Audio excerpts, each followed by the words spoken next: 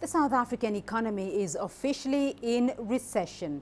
According to statistics released on Tuesday, GDP in Africa's biggest economy contracted 0.7% in the first 3 months of the year, and that's following a 0.1% contraction in the fourth quarter of 2016. 2 consecutive quarters of negative growth indicate an economy is in recession. Here's Sumitra Nydoo with more.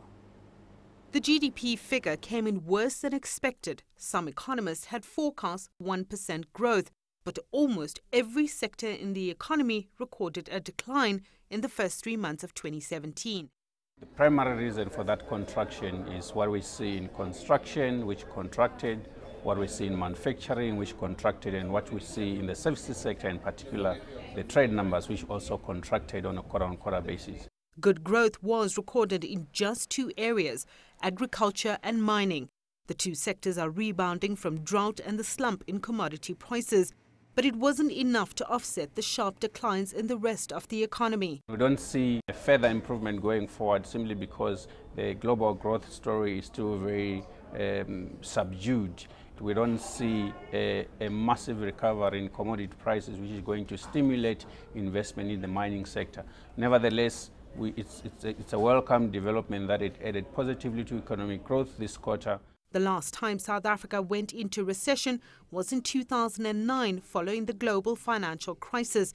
It lasted 3 quarters.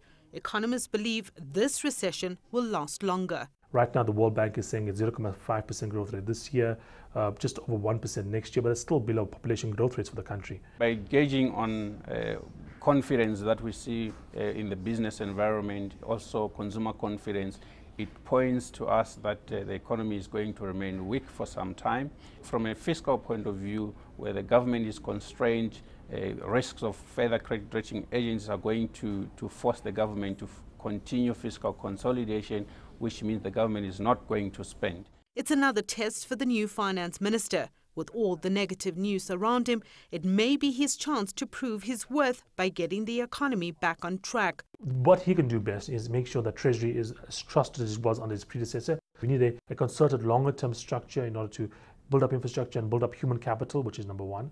And in the shorter term, we need to basically make sure that there's certain laws and policies in place that provide as much clarity that always improves the investment climate. Just last month, the Reserve Bank lowered its growth forecast to 1% for 2017. With the economy now in recession, this figure is likely to be revised lower. Sumitra Nydoo, CGTN, Johannesburg.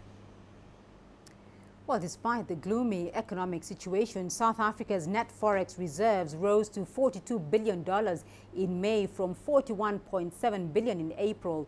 Gross reserves increased to $47.2 billion from $46.7 billion, according to central bank data. The forward position, which represents the central bank's unsettled or swap transactions, fell to $2.5 billion in May from $2.8 billion in the previous month. This is the largest amount since December of 2016.